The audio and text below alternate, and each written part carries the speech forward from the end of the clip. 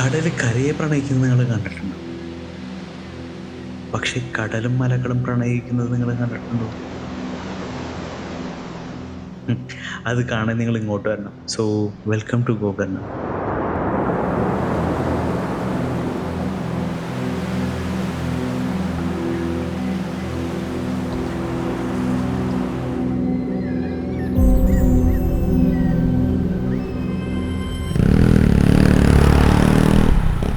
എപ്പോഴത്തെയും പോലെ തന്നെ ഒറ്റമായിട്ടുള്ള യാത്രയാണിത്. പ്രത്യേകിച്ച് പ്ലാനൊന്നുമില്ല. പക്ഷെ ഒരു റൂട്ട് മനസ്സിലുണ്ട്, ബാംഗ്ലൂർ ടു ഗോകർണ. ഈ റൂട്ടിൽ തന്നെയാണ് ചിക്ക്മാംഗ്ലൂര്, യാന കേവ്, ഹെബ്ബെ വാട്ടർഫോൾസ്, പിന്നെ ശിവമോഗ എന്നിങ്ങനെയുള്ള കുറച്ച് സ്പോട്ടുകൾ ഈ റൂട്ടിൽ തന്നെയാണുള്ളത്. ഇവിടെയൊക്കെ കയറിയിട്ട് പോകണമെന്നാണ് ആഗ്രഹം. ബട്ട് എവിടം വരെ എത്തുമെന്ന് അറിയില്ല. കാരണം എന്താണെന്ന് വെച്ചാൽ, ഒന്ന് ഫോണിൻ്റെ ചാർജ് ഇപ്പോൾ പഴയ പോലെ നിൽക്കണില്ല. പിന്നെന്താണെന്ന് നിങ്ങൾക്ക് ഇപ്പോൾ നേരെ കാണാലോ. ഈ മൺസൂൺ സീസണിലാണ് ഞാൻ ഈ ട്രിപ്പിന് ഇറങ്ങിയേക്കണേ. സോ മുമ്പിലെ കാർമേഘം കാണുമ്പോൾ തന്നെ നിങ്ങൾക്ക് അറിയാം എന്താ സംഭവം. മഴ നേരത്തെ തുടങ്ങുകയാണെങ്കിൽ ചിക്ക്മാംഗ്ലൂർ വരെ പോയിട്ട് തിരിച്ചു വരാം, അല്ലെങ്കിൽ ചിക്ക്മാംഗ്ലൂർ സ്റ്റേ അടിക്കാം എന്നുള്ളതാണ് മനസ്സിലുള്ള ഐഡിയ. അതല്ലാന്നുണ്ടെങ്കിൽ നേരെ ഗോകർണ തിരിച്ചു വരുമ്പോൾ ഈ പറഞ്ഞ സ്ഥലങ്ങളൊക്കെ കയറി പതുക്കെ വരാം. അപ്പോൾ വലിയ ബോറടി ഉണ്ടാവില്ല. അപ്പം അതാണ് മനസ്സിൽ പ്ലാനിങ് ആയിട്ടുള്ളത്. ഇനി എന്താണെന്ന് അറിയില്ല. അതേ ഒരു ഹോട്ടലിൽ കാലത്ത് നേരത്തെ ഇറങ്ങിയ കാരണം കൊണ്ടൊന്നും കഴിച്ചിട്ടില്ല. സോ എന്തായാലും കഴിച്ചിട്ട് പോവാം. ഗോകർണ പോണ വഴിയില്ല. അപ്പോൾ ഫുഡ് കഴിക്കാൻ വന്നതാണ്. ഹോട്ടലിൽ നിർത്തിയിട്ടുണ്ട്. ഇവിടെ ഫുഡ് കഴിക്കാൻ വന്നേക്കണേ, നോക്കാം. ഞാൻ പിന്നെ കുറച്ച് ഡയറ്റിലായതുകൊണ്ട് 2 റൊട്ടിയും പനീർ ബട്ടറും പറഞ്ഞു. പനീർ പിന്നെ പ്രോട്ടീൻ ആണല്ലോ, കഴിക്കാലോ. ആകാശം നിറയെ കാർമേഘം ആയതുകൊണ്ടാണോ എന്നറിയില്ല, ഈ റോഡ് ഇപ്പോൾ കാണാൻ ഒരു പ്രത്യേക ഒരു ഭംഗിയുണ്ട്. വടക്കൻ കർണാടകയിൽ മാത്രം കണ്ടുവരുന്നൊരു പ്രത്യേകതരം തണുത്ത കാറ്റുണ്ട്. അത് വീശുമ്പോൾ എൻ്റെ മോനെ ഒരു പ്രത്യേക സുഖ. ആ കാറ്റ് യാത്രയിൽ മൊത്തമുണ്ട്.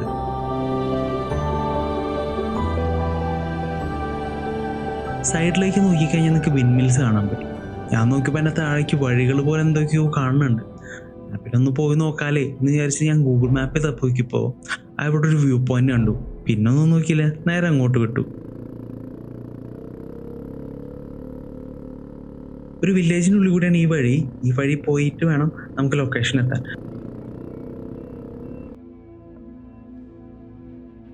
ഈ മെയിൻ റോട്ടിൽ നിന്ന് ഈ ടാറിടാത്ത ഈ ഓഫ് റോഡ് കയറിയിട്ട് വേണം നമുക്ക് ആ സ്പോട്ടിലേക്ക് എത്താൻ. പക്ഷേ ഈ വഴി പോയി കഴിഞ്ഞാൽ സ്പോട്ടിൽ എത്തുമോ എന്താണെന്ന് അറിയില്ല. ഗൂഗിൾ മാപ്പിട്ടാണ് പോണേ. ഗൂഗിൾ അമ്മച്ചിനെ എപ്പോഴും നമുക്ക് കണ്ട് വിശ്വസിക്കാനും പറ്റില്ല. അപ്പം എന്തായാലും നമുക്ക് പോയി നോക്കാം. അവിടെ ചെന്നിട്ട് ഇങ്ങനെ വളയ്ക്കാൻ പറ്റുമോ എന്താണെന്ന് അറിയില്ല. പറ്റില്ലെങ്കിൽ പെടും. വേറെ ആൾക്കാരൊന്നും ഈ വഴിയിൽ കാണാനുമില്ല. സോ എന്തായാലും പോയി നോക്കാം. നമുക്ക് പിന്നെ എക്സ്പേർട്സ് ആണല്ലോ, പിന്നെ ഓഫ് റോഡ് നമുക്കൊരു ഹെയറാണ്. അപ്പം എന്തായാലും അങ്ങോട്ടാണ് പോയി നോക്കാം. ദൂരം മലകളുടെ മുകളിൽ വിൻഡ് ഫാനും പിന്നെ ഈ ചുവന്ന മണ്ണും സൈഡിൽ ഈ പച്ചപ്പാരുതൊക്കെ കാണാൻ പ്രത്യേക രസമുണ്ട് കാണാനായിട്ട്.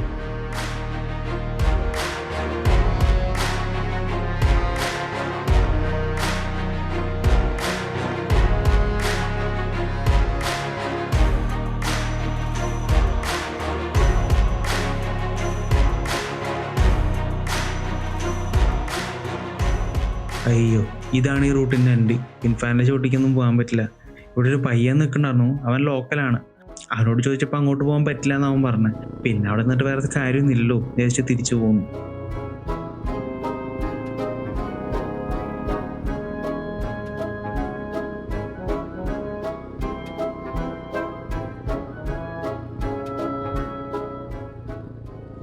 സൺഡേ ആയിട്ടാന്ന് തോന്നുന്നു ലോക്കൽസ് ഒക്കെ ഇവിടെ വന്നിരിപ്പുണ്ട്.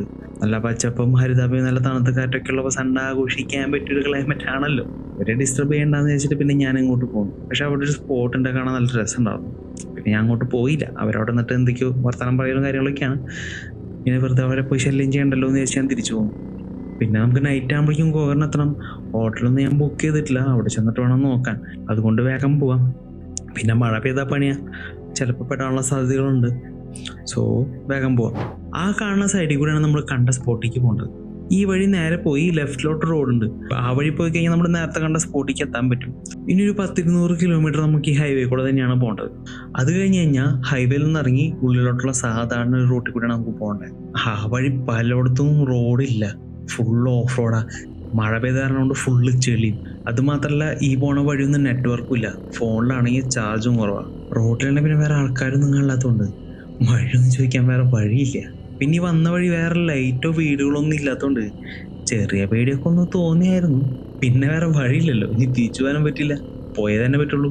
അപ്പം അങ്ങോട്ട് പോകാന്നെ. പിന്നെ വരുന്ന വഴിക്ക് ഒരു ബേക്കറിയിൽ കയറി ഒരു ഷവർമയും വാങ്ങി കഴിച്ചു, ഒരു ജ്യൂസും കുടിച്ചു. ആ ഫോണിൽ ചാർജ് ഇല്ലാത്തതുകൊണ്ട് അവിടെ കുത്തിട്ട് കുറച്ചു നേരം. അവിടെ ചെന്നപ്പോൾ അവിടെ ഉള്ളവരൊക്കെ മലയാളികൾ. അവരുടെ അടുത്ത് കുറച്ചു നേരം വർത്തമാനം പറഞ്ഞു, എവിടെ നിന്നാണ് വരണേ, ബാംഗ്ലൂരിൽ നിന്നാണ് വരണേ.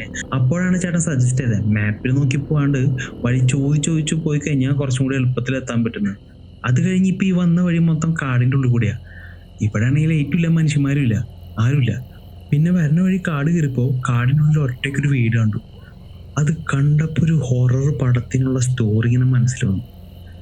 ആ സ്റ്റോറി ഇങ്ങനെ മനസ്സിലിങ്ങനെ ആലോചിച്ചുകൊണ്ട് വരുന്ന വഴിക്ക് ഒരു വളവ് കഴിഞ്ഞപ്പോൾ പെട്ടെന്ന് കോട വന്ന് റോഡ് മൊത്തം മൂടി, ഒന്നും കാണാനില്ല.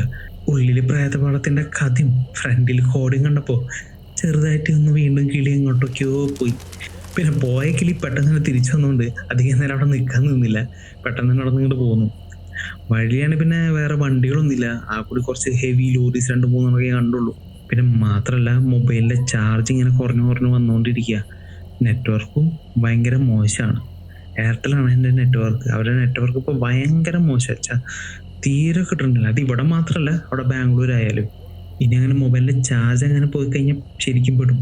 ചോദിക്കാൻ റൂട്ടിൽ ആരുമില്ല, പിന്നെ അറിയാത്ത റൂട്ടുമാണ്, ഇങ്ങനെ പോകുന്നറിയില്ല. സോ ഉള്ള ചാർജ് വെച്ച് വേഗം എത്താനുള്ള പരിപാടിയിലാണ്.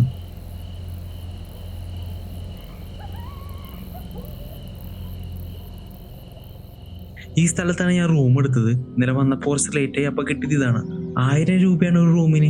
അത്യാവശ്യം നല്ല റൂമാണ്. പിന്നെ ബാൽക്കണി ഒക്കെ ഉണ്ട്. ഒരു പട്ടിസാരം മഴത്തിങ്ങനെ കിടന്ന് ഓടി നടക്കുന്നുണ്ട്.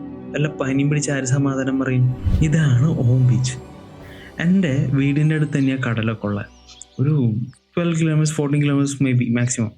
പക്ഷെ അവിടെ പോയി നിന്ന് കടൽ കാണുമ്പോൾ കിട്ടാത്തൊരു ഫീല് ഈ മലയുടെ മുകളിൽ നിന്ന് കടൽ കാണുമ്പോൾ ഒരു പ്രത്യേക ഭംഗി. നിങ്ങൾക്കത് മനസ്സിലാവണമെന്ന് പറഞ്ഞൂടാ, പക്ഷേ അതങ്ങനെയാണ്. ഞാൻ അടുത്ത റൂമിൻ്റെ അടുത്ത് തന്നെയാണ് ഓം ബീച്ച്. അതുകൊണ്ട് തന്നെ ആദ്യം അങ്ങോട്ട് തന്നെയാണ് പോയത്. കാടിൻ്റെ ഉള്ളിൽ കൂടെ തന്നെയാണ് ഈ വഴിയും. വണ്ടി പാർക്ക് ചെയ്ത് കുറച്ച് ഈ വഴി തന്നെ ഞാൻ നടക്കണം.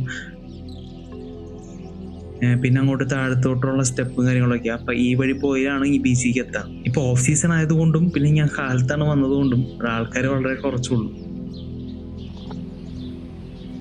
പിന്നെ കടകളൊന്നും അധികം കാര്യമായിട്ട് തുറന്നിട്ടില്ല. സൺറൈസ് ഒക്കെ വന്ന് കാണുമെന്ന് വിചാരിച്ചാണ്, പക്ഷേ നേരത്തെ എനിക്കാൻ പറ്റാത്തത് കൊണ്ട് അത് വേണ്ടെന്ന് വെച്ചു.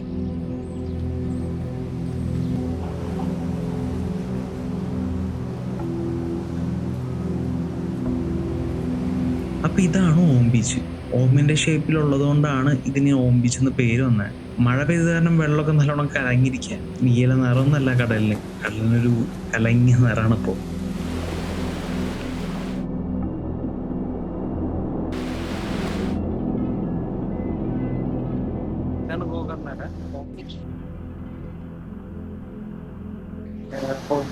അവിടെ ഇന്നലെ എത്തി തരാറുണ്ട്. അപ്പോൾ ഇങ്ങോട്ട് വരണേ. ഇന്നലെ രാത്രി ലേറ്റ് ആയിപ്പോ. എന്തൊക്കെ പറഞ്ഞാലും കടലാണ് പ്രത്യേക ഒരു ഭംഗിയാണ്. കടലിൻ്റെ അണ്ണാക്കിലോട്ട് നോക്കിയിരിക്കുമ്പോൾ അതല്ല, കടലിൻ്റെ അഗാധതയിലേക്ക് നോക്കിയിരിക്കുമ്പോൾ എന്തോ ഒരു പ്രത്യേക ഫീലാണ്.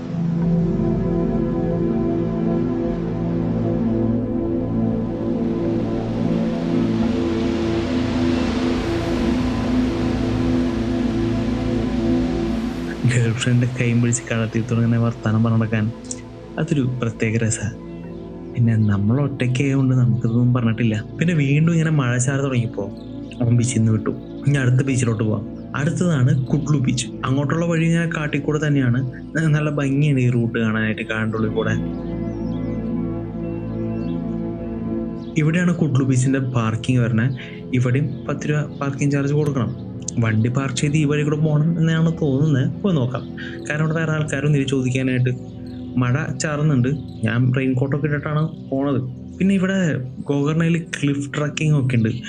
ബീച്ചിൻ്റെ സൈഡിൽ കൂടെ ക്ലിഫ് ട്രക്കിംഗ് ഒക്കെ ഉണ്ടെന്നാണ് പറഞ്ഞത്. അതൊക്കെ പോകണമെന്ന് കരുതിയിട്ടാണ് ഇങ്ങോട്ട് വന്നത്. ബട്ട് മഴ കാരണം ഇതൊക്കെ നടക്കുമെന്നറിയില്ല.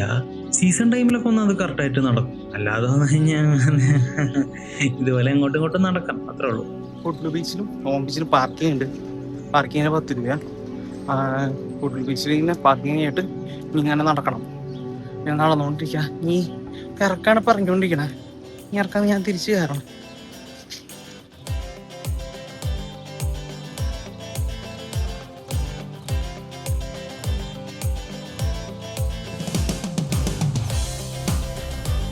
ഇതാണ് കുഡ്ലു ബീച്ച്. ഇങ്ങനെ കാണുമ്പോൾ നല്ല രസമുണ്ട്. പക്ഷെ ഇവിടെ വരുമ്പോൾ തന്നെ ആദ്യം സൈഡിൽ കാണുന്നത് വേസ്റ്റാണ്.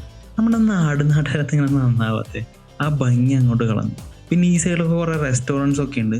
ബട്ട് ഇപ്പോൾ ഒന്നും ഓപ്പൺ അല്ല എന്നാണ് തോന്നുന്നത്. എന്തായാലും നൈറ്റ് ആവും ഇതൊക്കെ ഓപ്പൺ ആയിട്ട് വരുമ്പോൾ. അപ്പോൾ കാണാൻ എന്തായാലും നല്ല രസമുണ്ടായിരിക്കും. അകലെ കടലിലൊരു മലയും ആകാശം നിറയെ കാർമേഘവും പിന്നെ നിർത്താണ്ട് അലയടിച്ചുകൊണ്ടിരിക്കുന്ന കടൽ. അത് നിങ്ങൾ നേരിട്ട് വന്നു കഴിഞ്ഞാൽ അതിൻ്റെ ഫീൽ കുറച്ചും കൂടി മാറും. കാരണം ആ ശബ്ദവും ആ കാറ്റും ആ തണവും ആ സ്മെല്ലും അതൊക്കെ അറിയണമെന്നുണ്ടെങ്കിൽ നിങ്ങൾ നേരിട്ട് ഇവിടെ തന്നെ വരണം. ആക്ച്വലി ഒറ്റയ്ക്ക് ആരെങ്കിലും വരാൻ എൻ്റെ പോലെ വരാൻ നോക്കുന്നുണ്ടെങ്കിൽ വന്ന് കാണാം, സ്ഥലം എക്സ്പ്ലോർ ചെയ്യാം. ഇതേപോലെ നമുക്ക് വ്ളോഗ് ചെയ്യാനുള്ളതൊക്കെ വ്ളോഗൊക്കെ ചെയ്യാം. ബട്ട് ഇതില്ല, മഴ ചാറും, അപ്പോൾ മഴവെള്ളം വരും. പക്ഷെ എന്താണെന്ന് വെച്ച് കഴിഞ്ഞാൽ ഒറ്റയ്ക്ക് വന്നിട്ട് കഴിക്കാൻ ഫ്രണ്ട്സൊക്കെ ആയിട്ട് വരണം, അല്ലെങ്കിൽ ഫ്രണ്ടൊക്കെ ആയിട്ട് വരണം.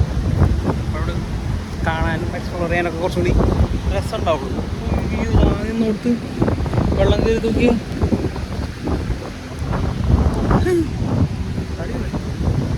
അങ്ങനെ വന്നിട്ടേ കാര്യമുള്ളൂ.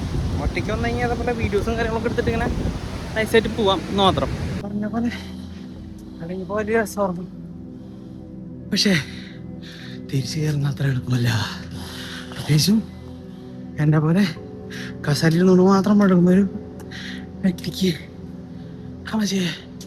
ഗോകർණ വന്നിട്ട് ഫിഷ് മീൽ കഴിക്കേണ്ട പോയ മോശമല്ലേ?